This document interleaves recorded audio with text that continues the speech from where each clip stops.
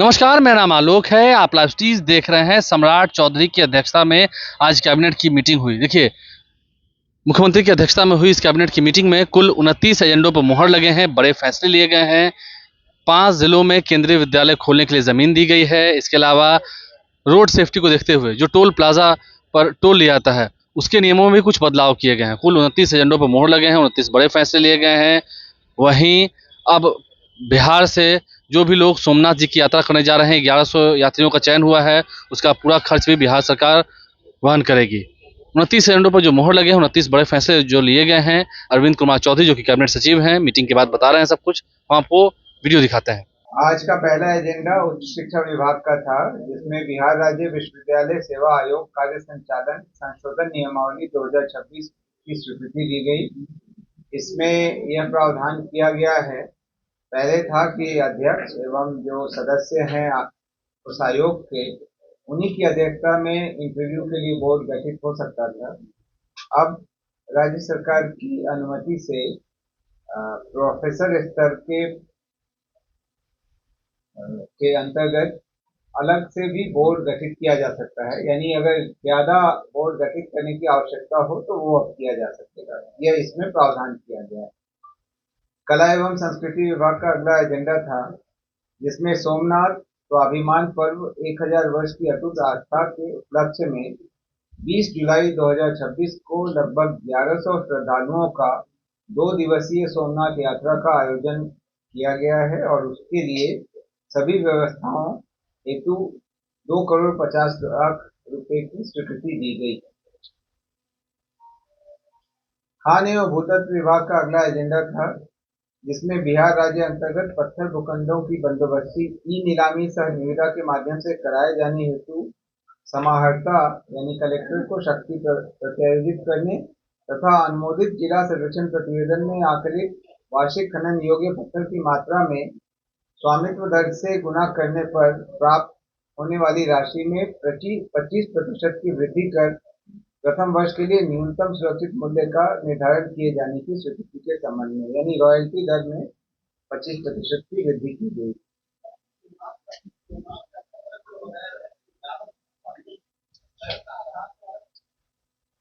ये तो मेरे पास उपलब्ध नहीं है।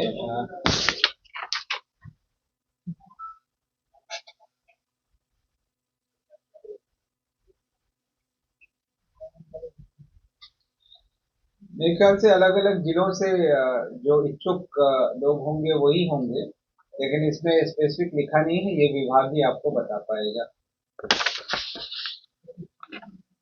ग्रामीण विकास विभाग का अगला एजेंडा था, जिसमें विकसित भारत जी राम जी योजना अंतर्गत अकुशल मजदूरों को न्यूनतम मजदूरी भुगतान के लिए लीड एवं लिफ्ट का प्रावधान किया गया है। ग्रामीण विकास विभाग का ही अगला एजेंडा था, जिसके अंतर्गत विकसित भारत जी राम जी योजना के लिए बिहार रूरल डेवलपमेंट सोसाइटी को नोडल एजेंसी के रूप में नामित किया गया तथा इसके कार्यान्वयन हेतु पूर्व से गठित संस्थागत संरचना को अधिकृत करने की स्वीकृति दी गई। न्यूनतम मजदूरी तो उसके बारे में इस मामले में जिक्र नहीं है, लेकिन न्यूनतम मजदूरी का दर आज जो चर्चा हुई वो 256 था, बढ़ा करके शायद 300 कर दिया गया है। ये आपको एक बार कंफर्म कर लेना होगा, लेकिन मेरी जानकारी के अनुसार शायद उसको 300 कर दिया गया है। पहले से 256 था।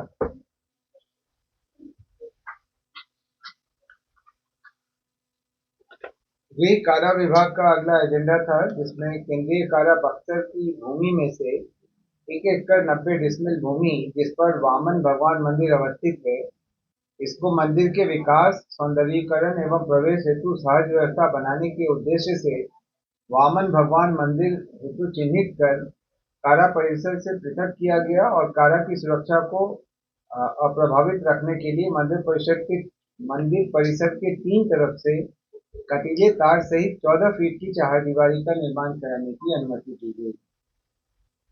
नगर विकास एवं आवास विभाग का अगला एजेंडा था, जिसमें पटना नगर निगम द्वारा 200 करोड़ रुपए तक का निगम बॉन्ड जारी करने से संबंधित प्रस्ताव पर स्वीकृति दी गई।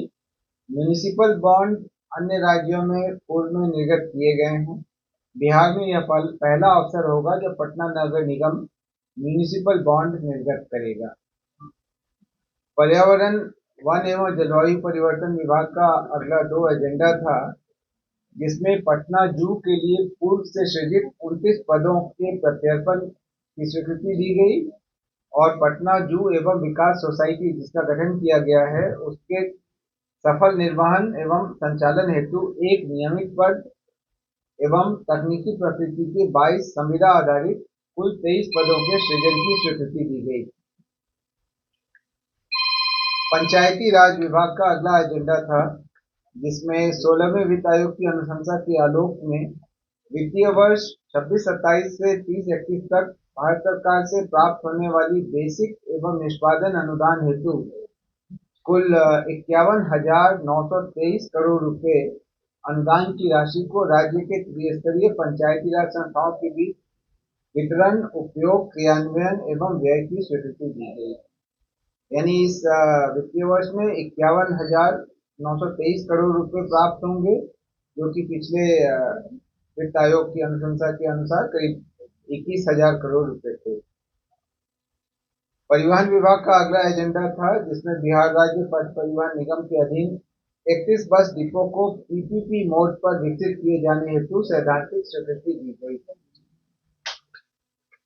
राजस्व एवं भूमि सुधार विभाग का अगला एजेंडा था, डोभी अंचल के विभिन्न मौजा के खाता एवं खेसरा की कुल प्रस्तावित रकबा 35 एकड़ 19 डिसमिल जमीन जो अनाबाद बिहार सरकार की भूमि है, इसको अमृतसर कोलकाता इंडस्ट्रियल कॉरिडोर परियोजना अंतर्गत NH 2 के डोभी मोड़ से चंदाग्राम होते हुए बबनदेव जंगल के पास पक्की सड़क तक 4 लेन पथ निर्माण हेतु पथ निर्माण विभाग को हस्तांतरित करने की स्वीकृति दी गई। अगला एजेंडा भी राजस्व एवं भूमि सुधार विभाग का था, जिसमें पूर्णिया जिला के अंतर्गत पूर्णिया पूर्व में करीब 5 एकड़ 15 वर्ग करीब भूमि, खास महल की जो भूमि है, इसको नवीन केंद्रीय विद्यालय की स्थापना हेतु केंद्रीय विद्यालय संगठन शिक्षा मंत्रालय भारत सरकार को ₹1 के टोकन मूल्य पर 30 वर्षों के लिए लीज नवीकरण विकल्प के साथ बंदोबस्त किए जाने की स्वीकृति दी गई।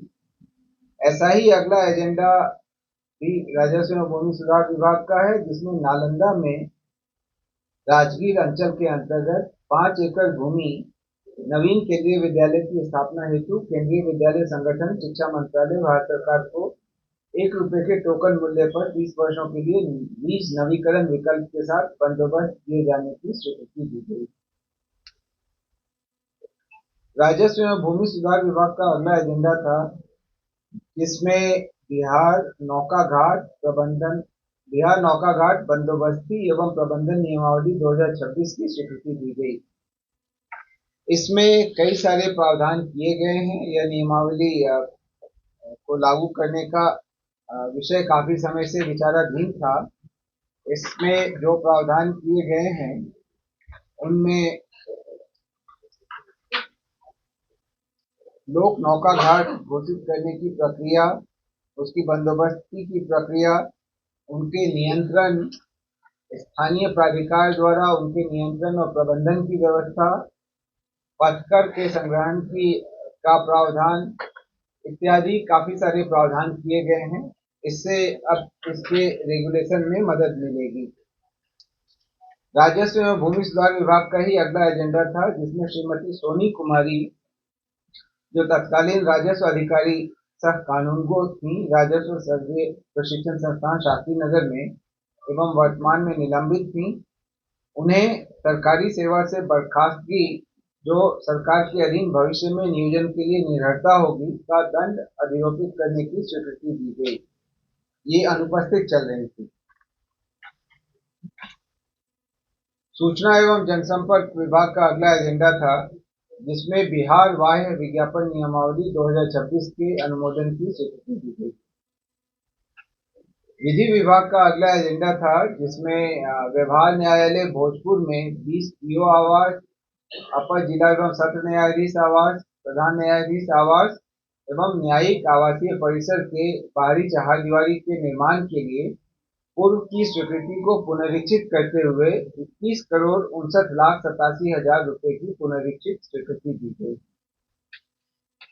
सिविल विमानन विभाग का अगला एजेंडा था, जिसमें वीरपुर हवाई अड्डा के विकास हेतु 88.83 एकड़ भूमि अर्जित किए जाने हेतु राज्य स्कीम मध्य अतिरिक्त अनुमानित मुआवजा 29,56,99,196 की प्रशासनिक स्वीकृति दी गई। पर्यटन विभाग का अगला एजेंडा था, जिसमें बिहार राज्य पर्यटन विकास निगम लिमिटेड के अंतर्गत एक अपर प्रबंध निदेशक एवं एक महाप्रबंधक ऑपरेशन एवं वित्त अर्थात कुल 2 पदों के सृजन की स्वीकृति दी गई। उद्योग विभाग का अगला एजेंडा था, जिसके अंतर्गत राज्य में औद्योगिक क्षेत्र के विकास हेतु भूमि अधिग्रहण तथा अवसंरचना के विकास हेतु वित्तीय संस्थाओं से कतिपय शर्तों एवं राज्य सरकार की गारंटी पर 25,000 करोड़ रुपए का वित्त पोषण प्राप्त करने हेतु आधारभूत संरचना विकास प्राधिकार आइडा को प्राधिकृत करने की स्वीकृति दी गई। 1,000 करोड़ रुपया लोन लेगा क्या आइडा? आइडा राज्य सरकार की गारंटी पर समय समय पर विभिन्न संस्थाओं से ऋण लेगा और उनको लॉन्ग टर्म में चुकाएगा। गन्ना उद्योग विभाग का अगला 2 एजेंडा था, जिसमें गन्ना यांत्रिकीकरण योजना के कार्यान्वयन हेतु 34,59,71,000 रुपए तथा राज्य योजना अंतर्गत कृषि रोडमैप के अंतर्गत मुख्यमंत्री गन्ना विकास कार्यक्रम अंतर्गत बीज विकास योजना के कार्यान्वयन हेतु 37,93,05,000 रुपए के निकासी एवं व्यय की स्वीकृति दी गई। पथ निर्माण विभाग का अगला एजेंडा था, जिसमें Bihar state road development corporation limited एवं बिहार राज्य पुल निर्माण निगम लिमिटेड को विभाग द्वारा स्वीकृत तथा हस्तांतरित योजनाओं के क्रियान्वयन हेतु वित्तीय संस्थाओं से कतिपय शर्तों एवं राज्य सरकार की गारंटी पर क्रमशः 15,000 करोड़ रुपए एवं 6,000 करोड़ रुपए का वित्त पोषण प्राप्त करने हेतु प्राधिकृत किया गया। पथ निर्माण विभाग का ही अगला एजेंडा था, जिसमें Bihar road user fees determination of rate and collection rules 2026 को अंगीकृत करने की स्वीकृति दी गई, यानी बिहार पथ उपयोगकर्ता शुल्क दरों का निर्धारण एवं संग्रहण नियमावली 2026 को अंगीकृत करने की स्वीकृति दी गई। सर, इसमें थोड़ी जानकारी दे दीजिए हम लोग को। इसमें काफी विस्तृत है। बेसिकली सर हम लोग को चाहिए। हाँ, पहले से इसमें प्रावधान नहीं था। जैसा भारत सरकार ने अभी टोल कलेक्शन के संबंध में प्रावधान किया है, उसको ध्यान में रखते हुए उसके समकक्ष बिहार सरकार ने यह नीति बनाई है। पूर्व में इसके पहले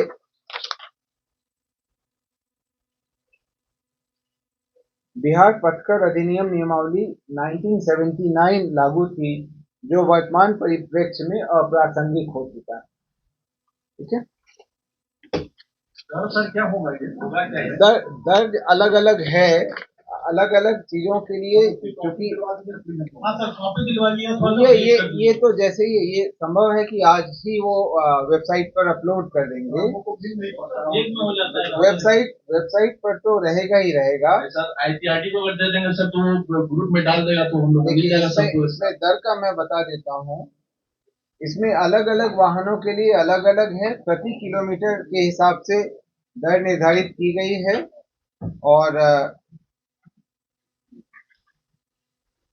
किनको इससे एग्जेम्पशन रहेगा उसका निर्धारण किया गया है। फास्टैग इत्यादि का प्रावधान किया गया है। मैं बता देता हूँ, कार, जीप, वैन और लाइट मोटर व्हीकल का ₹1.25 प्रति किलोमीटर ये बेस रेट है। लाइट कॉमर्शियल व्हीकल का ₹2 है। बस या ट्रक का जो 2 एक्सल के हैं ₹4.25 है। 3 एक्सल कॉमर्शियल व्हीकल का ₹4.60 है और हेवी कंस्ट्रक्शन मशीनरी का ₹6.65 है और ओवरसाइज्ड व्हीकल जो 7 या उससे ज्यादा एक्सल के हैं वो 8 रुपये 10 पैसे है। ये बेस रेट है। इसके अलावा और कुछ प्रावधान किए गए हैं। कितना किलोमीटर वो टोल रोड कवर कर रहा है, उन सबको ध्यान में रख करके उसका निर्धारण किया जाएगा। सर ये बेहद महत्वपूर्ण एजेंडा है पब्लिक इंटरेस्ट का, अगर संभव हो तो पीआरडी को दे दीजिए ताकि हम लोग को मिल जाए, हम लोग उसको बढ़िया से प्रकाशित कर सकें। ठीक है, मैं विभाग को बोल देता हूँ, इसका संकल्प निर्गत करने के बाद पीआईडी को उपलब्ध करा देंगे। उद्योग विभाग का अगला एजेंडा था, जिसमें बिहार औद्योगिक निवेश प्रोत्साहन पैकेज को 31 दिसंबर 26 अथवा नई औद्योगिक निवेश प्रोत्साहन नीति 2026 लागू होने की तिथि जो भी पहले हो तक विस्तारित करने की स्वीकृति दी गई। आप अवगत हैं कि पहले 30 जून तक ये लागू था, अब उसको बढ़ा करके 31 दिसंबर या नई नीति जो भी पहले लागू हो उस समय तक के लिए विस्तारित करने की स्वीकृति दी गई। अगला एजेंडा था राजस्व एवं भूमि सुधार विभाग का, जिसमें मधेपुरा जिला अंतर्गत नए केंद्रीय विद्यालय की स्थापना हेतु केंद्रीय विद्यालय संगठन शिक्षा मंत्रालय भारत सरकार को 1 रुपये के टोकन मूल्य पर 30 वर्षों के लिए लीज नवीकरण विकल्प के साथ 5 एकड़ 50 डिसमिल 156 वर्ग करीब भूमि बंदोबस्त करने की स्वीकृति दी गई। ऐसा ही एजेंडा मधुबनी का था अगला, जहां मधुबनी जिला अंतर्गत राजनगर में 5 एकड़ बिहार सरकार की भूमि पर नए केंद्रीय विद्यालय की स्थापना हेतु केंद्रीय विद्यालय संगठन शिक्षा मंत्रालय को भारत सरकार को 1 रुपये के टोकन मूल्य पर 30 वर्षों के लिए लीज नवीकरण विकल्प के साथ बंदोबस्त किए जाने की स्वीकृति दी गई। अगला एजेंडा भी राजस्व एवं भूमि सुधार विभाग का था, जिसमें शेखपुरा जिला अंतर्गत केंद्रीय विद्यालय की स्थापना हेतु पूर्व से कुछ भूमि हस्तांतरित की गई थी जो 5 एकड़ से कम हो रही थी, तो अतिरिक्त उन्हें 47.847 डिसमिल गैर मजरूआ मालिक भूमि 1 रुपये के टोकन मूल्य पर 30 वर्षों के लिए लीज नवीकरण विकल्प के साथ केंद्रीय विद्यालय संगठन शिक्षा मंत्रालय भारत सरकार को बंदोबस्त करने की स्वीकृति दी गई। तो वीडियो से हमने आपको अवगत कराया है जो 29 एजेंडों पर मोहर लगे, 29 बड़े फैसले लिए गए। सम्राट चौधरी की अध्यक्षता में हुई कैबिनेट की मीटिंग में क्या कुछ वो बड़े फैसले थे, हमने आपको सुनवाया है। हमारे चैनल को सब्सक्राइब कर लें, साथ साथ फेसबुक पेज भी लाइक करें। धन्यवाद।